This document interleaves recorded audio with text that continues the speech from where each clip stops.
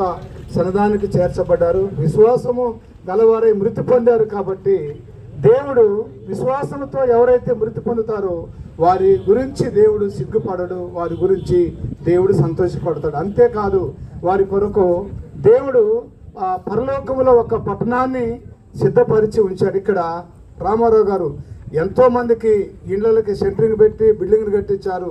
కానీ permanent building దేవుడి యొక్క సముఖములో పరదేశంలో శ్రేష్టమైన స్థలాన్ని దేవుడు వారి కొరకు సిద్ధపరిచి ఉంచారు.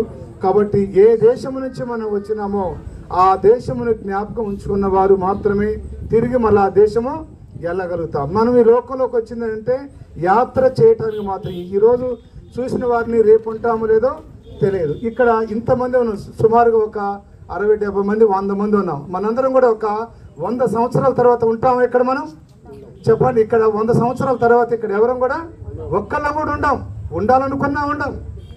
అందుకొరకు వాగ్దాన ఫలములు అనుభవించకపోయినప్పుడు కూడా, తన కుమారుడు యొక్క కష్టార్జితాన్ని భుజించకపోయినప్పుడు కూడా, కుమార్తె యొక్క కష్టార్జితాన్ని భుజించకపోయినప్పుడు కూడా, వాళ్ళ నుంచి ఆలన పాలన ప్రేమ ఎన్ని పొందుకోకుండా దేవుని సన్నిధానానికి చేర్చబడారంటే చాలు ప్రభా, ఇంతవరకు నన్ను నువ్వు నడిపించినావు.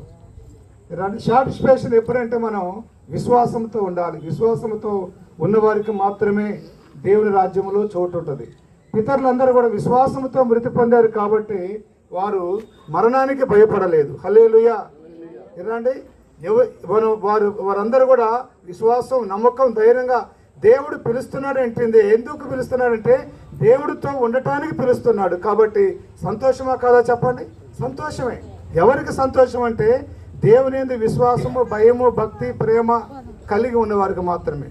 అందుకొరకు ఈ కుటుంబంలో, ఈ యొక్క లోకంలో ఉన్నంతసేపు ప్రేమ, కనికరం, జాలి, పగలు అవన్నీ కూడా ఏమీ లేకుండా అన్నిటికంటే ముఖ్యంగా విశ్వాసము.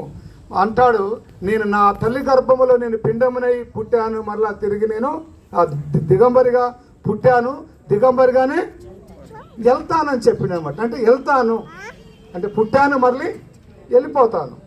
అంటే ఇక్కడ ఉన్న మనందరం కూడా మనం పుట్టాము, కొంతకాలం భార్య, తల్లి, తండ్రి, పిల్లలు, ఈ బంధువర్గం, నిజానికి ఇన్ని సంవత్సరాలు 50 సంవత్సరాలు జీవించి ఒక్కసారి అందరినీ వదిలిపెట్టి వెళ్ళాలంటే చాలా కష్టమే కదండి.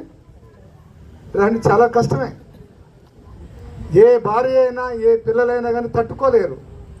కానీ అది తప్పదు.